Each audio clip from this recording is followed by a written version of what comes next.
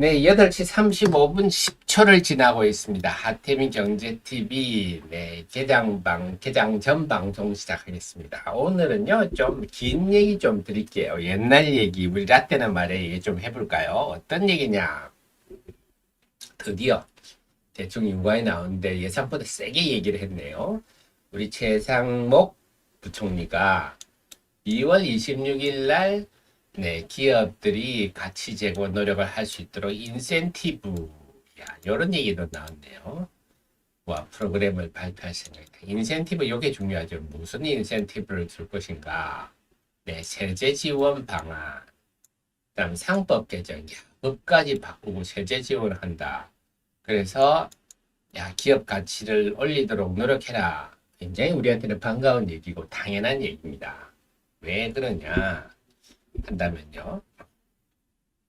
전 세계에서 가장 IPO가 활발한 곳이 미국 증시인데 특히 나스닥인데 그럼에도 불구하고 나스닥은 지난 한 24년간 상장 주식 수가 주식 총수죠.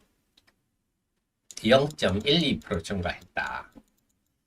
안 늘었다는 얘기죠. 그렇게 많이 상장이 되는데 어떻게 주식의 수가 안 늡니까? 네, 소각을 많이 했다는 거죠. 그래서 마이크로소프트 빌 게이츠가 자기가 돈이 많아서 매번 유상증자하고 이래서 주식이 늘었겠습니까? 아니죠. 이게 2분의 1은 소각하고 또 주식 분할하고 소각하고 네, 이렇게 하는 거죠. 그래서 우리나라도 좀 얘기가 딴 데 갑니다. 액면가 이거 없어야 됩니다. 액면가 아무 의미도 없는데 이건 무슨 의미가 있습니까? 액면가가 100원이든 500원이든 1000원이든 네, 2,500원, 5,000원이든 아무 의미가 없는 거죠. 우리도 빨리 액면가 없애야 됩니다. 이거 다 일본 영향을 받아가지고 아직도 하고 있는데요.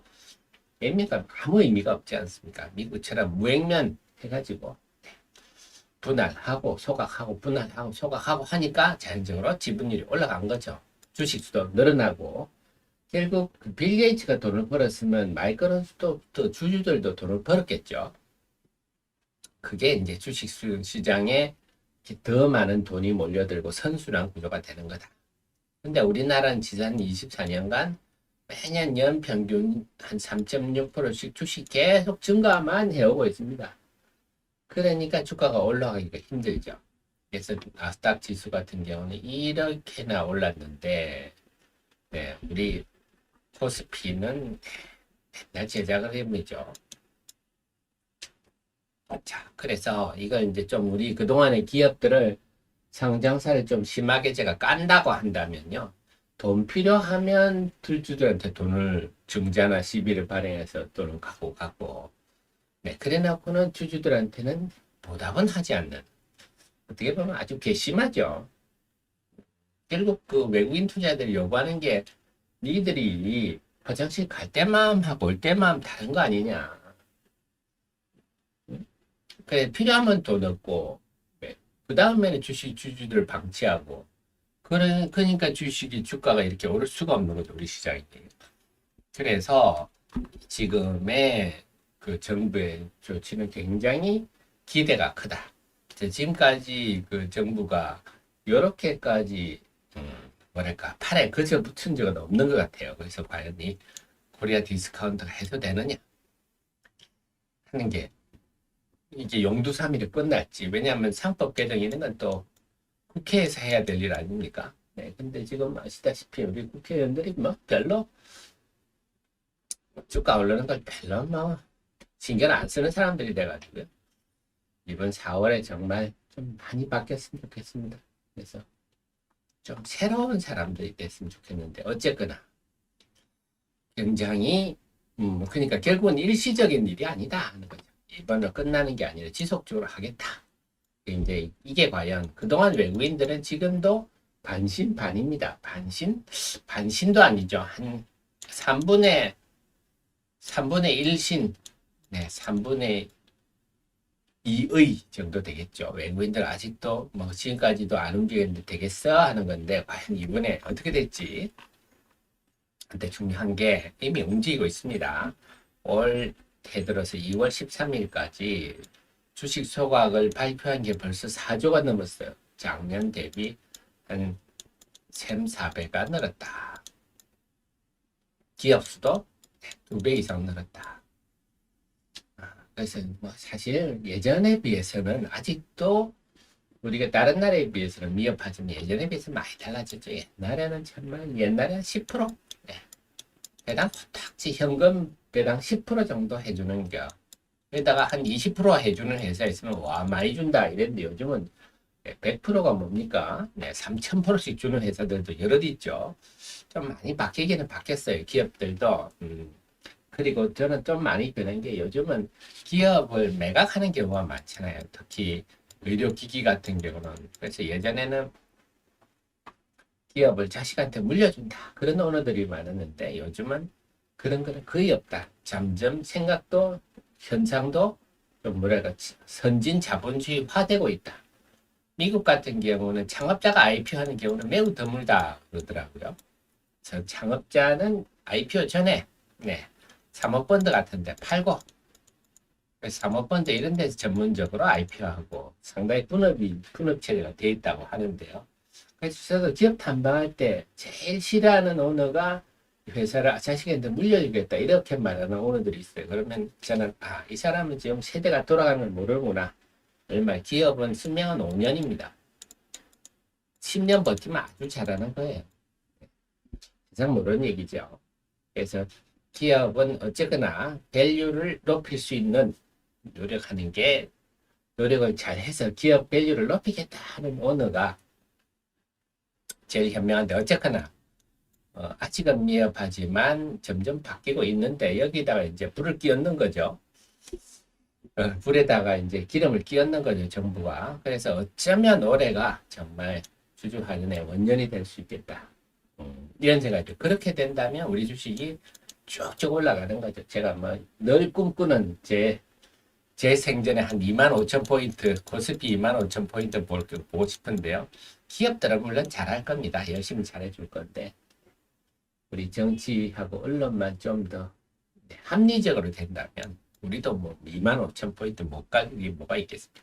어쨌거나 좀 뭔가 달라지는 원년이 될 가능성이 높은데 그렇기 때문에 지금 기업 밸류업 프로그램이 이게 일시적이고 그런 재료가 아닐 수가 있다. 우리가 근본적으로 바뀔 수 있는 것들 이걸 좀 염두에 두시는 게 좋을 것 같아요. 자, 그러면 외국인들도 올해 이미 아직도 외국인 반신반의하고 있지만 1월 중순부터 이거 좀 약 한 달 동안 유가증권 시장에서 8조 이상 순매수하고 있습니다. 그런데 그러니까는 아직 외국인들이 뭘 우리 시장에 대해서 중국에서 나온 돈은 지금 일본하고 인도로 대부분 가고 있다 하는 게 외국계 증권사들 얘기입니다. 한국은 아직은 그렇게 뚜렷이 들어오는 게 아닌다. 그래도 어쨌거나 일부 외국인들은 지금 사고 있어요. 지난 한 달간 8조 이상 샀으니까요. 근데 코스닥 시장은 소폭 순매도였습니다. 그래서 지금 외국인들은요, 유가증권 시장에 집중된다. 유가증권 시장에 집중되면 당연히 그들이 좋아하는 좀 대형주를 샀겠죠. 그래서 지금은요, 여러분 어렵게 개별 종목 할 시장이 아닙니다. 여러분들이 카멜레온이 되셔 주식 투자를 하는 여러분들의 CEO님이시기 때문에요. 네, 그에 따라 환경에 따라 빨리빨리 적응을 하셔야 됩니다. 그래서 나는 코스닥의 중소형주만 보는 코스닥의 중소형주만 주장창 보시는데요. 네, CEO는 그러시면 안 되죠. 환경의 변화를 이렇게 참모가 분석해서 알려드리면 여기에 맞게 내가 바뀌어야 되겠구나. 이 흐름이 거대한 변화가 될 수 있겠다. 제가 또 지난주 분석 때 말씀드렸죠. 1월 19일 이후에 이틀 정도 주춤하고 나면 그 다음에는 순매수가 크게 증가한다. 그런데 금요일 역시 증가했습니다. 그래서 만약에 이번 주 월요일 오늘까지 외국인이 순매수가 주춤하면 근본적으로 생각을 다시 해봐야 된다 말씀드려 그럴 그 일이 없어졌는데요. 그래서 지금 이 외국인의 대형 흐름은 지속된다. 다만 코스닥은 지금 근데 다행스러운 게 코스닥이 1월 하순에는요. 코스닥은 상당히 좀 안 좋아지는 흐름을 보였잖아요. 코스피가 오르면 코스닥이 빠지고 이런 흐름이었는데 이달 들어서는 그런 흐름이 사라진가 그거는 긍정적입니다. 그래서 유가증권 시장은 대형주 중심 외국인이 몰린다 하더라도 코스닥 시장이 그렇게 위축되지 않는 흐름이라서 시장은 상당히 긍정적이다 이렇게 봐야 되겠습니다. 하지만 중요한 거는 지금 장은 외국인 선호하는 대형주장이다. 그래서 이 종목들 중심으로 포트폴리오 구성하는 게 당연히 사업을 하는 CEO님들이 하실 일이다 생각이고요. 그러면 그래서 지난번에 우리 PBR이랑 저 PBR 개념 나올 때 이게 30년 전에 나온 얘기예요. 90년대 후반. 우리 시장이 막 외국인한테 개방될 때 제일 먼저 점퍼 혁명이 왔었죠. 엄청난 변화가 왔었고. 그 다음에 저 PBR. 그때도 저 PBR은 막 그렇게 엄청난 열풍은 아니었어요. 그때는 이제 땅 많이 가진 기업들. 시멘트라든지 뭐 그때는 방직 회사들 많았죠. 대한방직이니 뭐 이런 것들 많았는데 지금 다 없어졌습니다.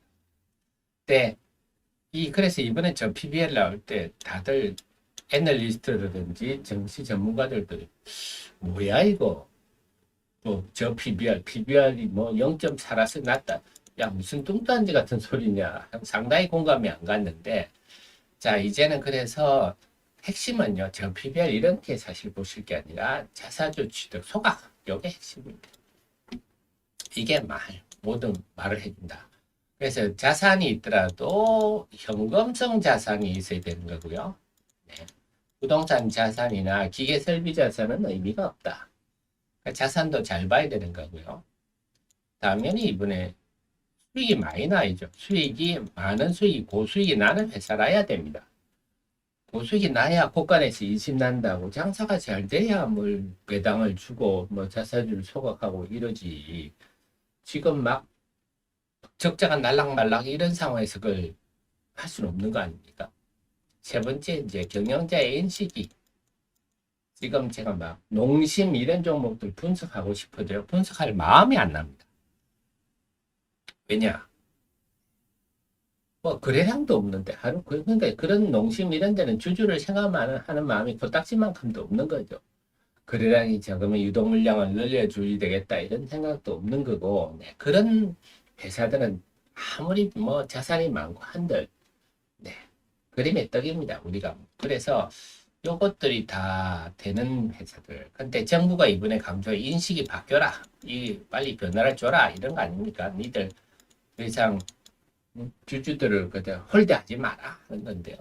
어쨌거나 현금성 자산과 고수익, 혹은 꾸준히 높은 수익이 유지되는 회사들.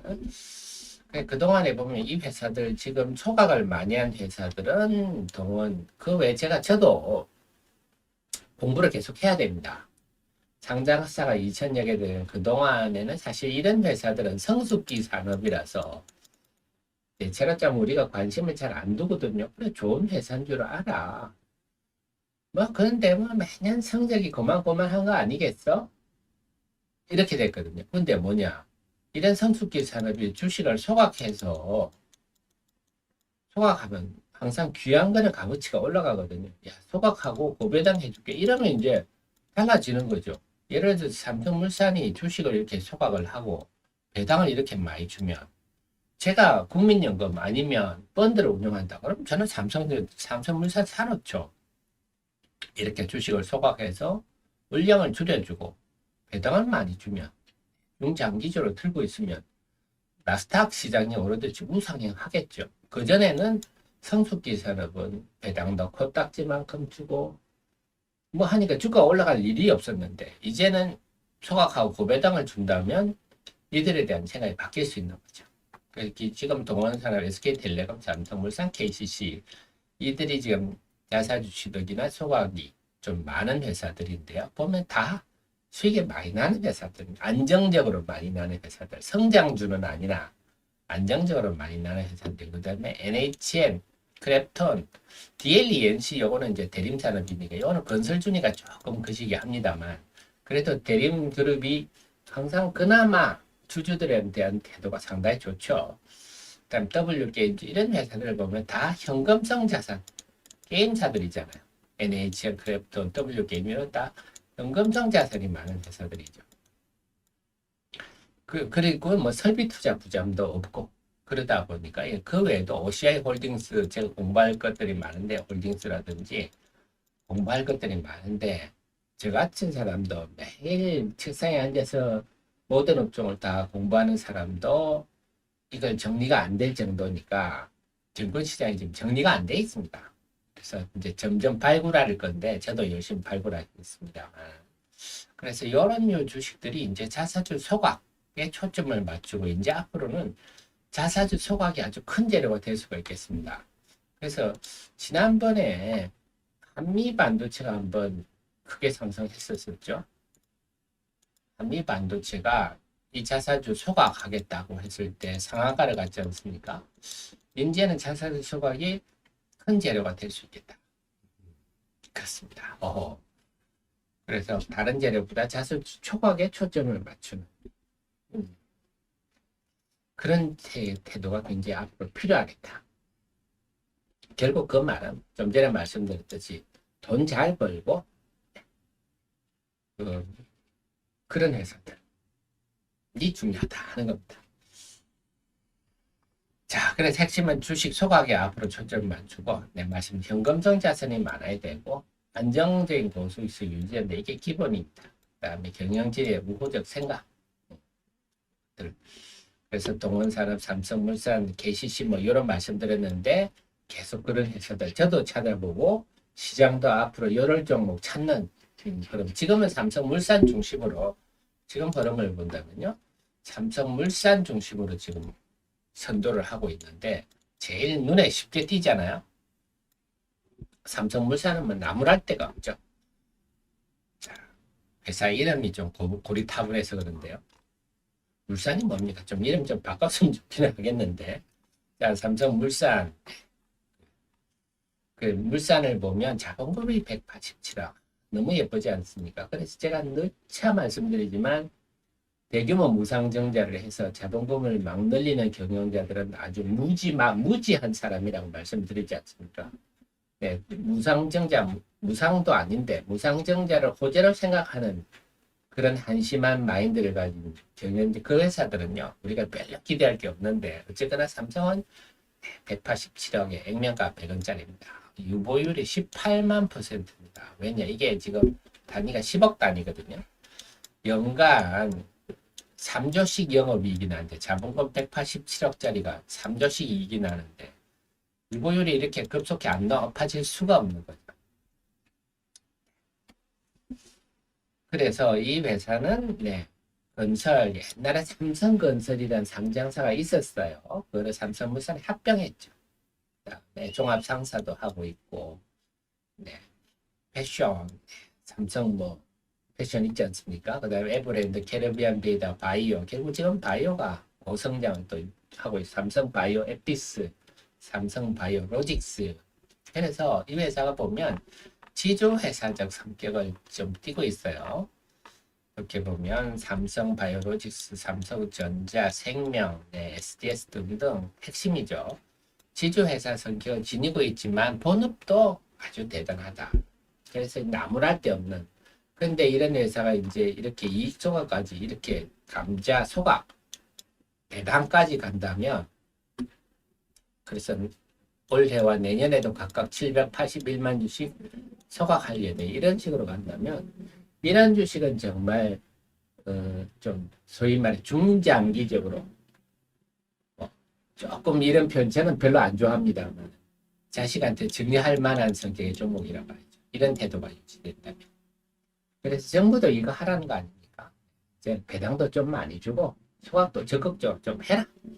그럼 기업 가치가 높아지지 않느냐. 당연한 얘기입니다. 그래서 매년 꾸준히 지금 한 2조대 영업이익이 발생하는 이런 회사가 소각이나 배당을 해준다면 이러면 이제 주식 중장기로 들고 있을 만하죠. 그렇습니다. 그렇군요. 그래서 지금 이런 류 주식이 이제 점점 부각되겠다. 그게 이번에 자사 기업 밸류업 정부의 발표가 26일 날 되지만요. 발표했다고 끝날 것 같지가 않아요. 후속 조치들도 계속 나오고 결국 여기에 대해서 외국인들이 한국이 이제 정말 좀 변화할 수 있겠냐 한다면 우리 시장도 앞으로 나스닥처럼 이렇게 가지 말라는 법 없죠. 지금까지는 주주를 홀드했기 때문에 물량이 계속 늘어나니까 이랬는데요. 이제 소각해서 상장 주식 수가 더 이상 증가하지 않는다면 우리도 나스닥처럼 저렇게 갈 수 있겠다.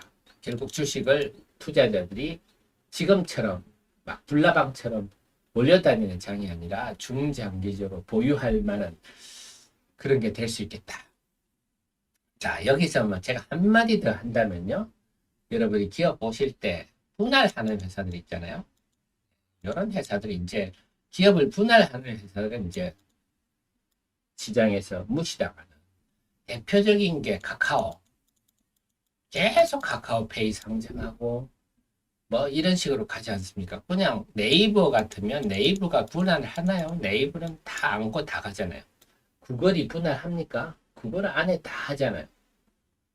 근데 카카오는 맨날 분할해가지고 상장해가지고 뭐 할 돈 벌 궁리나 하잖아요. 이게 또 이런 회사들이 똑같은 겁니다. 네, 주주들 생각하지 않는 거, 경영자들이 지들이 그 스톡옵션에 돈 벌 생각만 하는 아주 잘못된 생각. 이런 게 이제 에코프로 마찬가지. 에코프로도 맨날 분할하잖아요. 그냥 에코프로 하나만 가면 될 걸 계속 분할해가 상장하고 이런 회사들이 이제 중장기적으로 안 된다 하는 겁니다.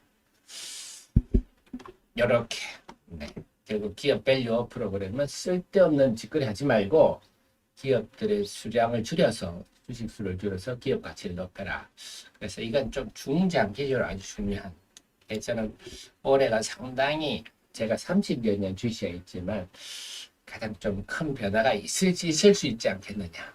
그래서 우리 정치권에서도 좀 법도 개정하고 좀 적극적으로 우리 액면가 이런 것도 없애버리고요. 비합리적인 것들 없애버리고 적극적으로 기업 고배당하고 주식 소각하고 이런 회사들한테는 체제 지원도 강하고 많이 주고 인센티브도 좀 많이 줘서 그렇게 하면 우리 투자자들도 이제는 주식 좀 중장기적으로 보유하는 흐름이 되지 않을까. 제발 좀 그런 흐름이 왔으면 좋겠습니다. 보시겠지만 일본은 지금 지난 주말에는 38,800까지 갔는데 아마 38,915인가까지가 1989년 일본이 절정일 때 그 니케이였을 겁니다. 이제 사상 최고에 도전하고 있는데 부럽네요. 대만도 마찬가지입니다. 대만도 지금 아주 좋은 상황이고요. 그래서 우리나라만 지금 이러고 있는데 이런 움직임들이 본격화된다면 우리나라도 주식시장이 아주 좋을 수 있다. 지금은 그래서 우리 CEO님들은 특정 종목에 너무 집착하지 말고 지금 시대의 흐름에 맞는 변신을 하려고 노력하시는 게 투자 수익에 훨씬 좋겠다. 그 말씀 좀 드리겠습니다. 자, 돈선방님.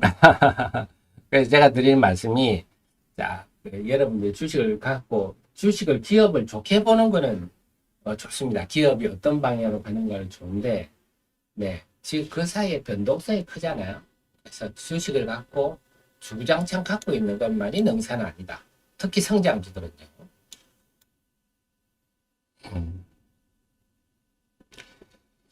그러니까 지금 분석할 게 없고 뭐 좀 나오면 보시죠. 나오면 제가 지금까지 여러분한테 주식시장이 그 어느 누구도 소재에 대해서 강조를 안 했는데 올해 엔캠 중앙첨단 소재 버젓이 이제 소재의 시대가 되지 않습니까? 그래서 이제 2차 전지는 근데 여러분들 계속 말씀드리지만 아주 업황이 어렵습니다.